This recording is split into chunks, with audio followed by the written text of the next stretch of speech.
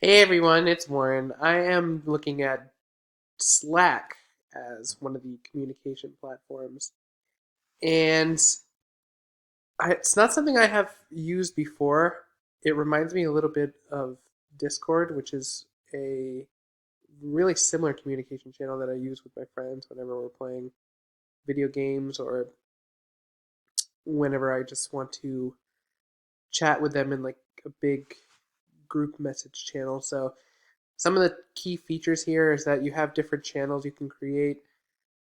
There are, it starts out with two, it gives you automatically, but you can create your own. I created this reporting out one, which I have yet to use.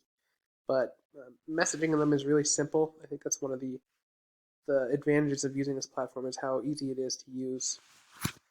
All you have to do is just chat here at the bottom, type whatever message you want in there, and then hit enter, and it enters this stream that everybody can see, everybody who's part of the channel.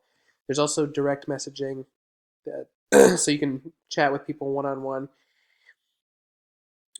One of the I think one of the bigger disadvantages that I could think of is when I was using this before is that the notification system can be a little bit overwhelming and confusing, and it's a little bit easy to lose track of different conversations that are going on.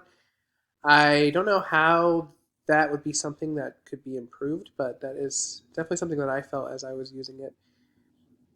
Some other features here is that there are, you can view all the members and invite them using their emails. You can also do voice calls, video calls, and yeah, it's a pretty neat platform. I can't imagine there's one out there that can do much more than what this already offers. So I really enjoy it, and it's a lot similar to like other platforms that I've used. So yeah, that's one of so that's my kind of first initial impressions of Slack.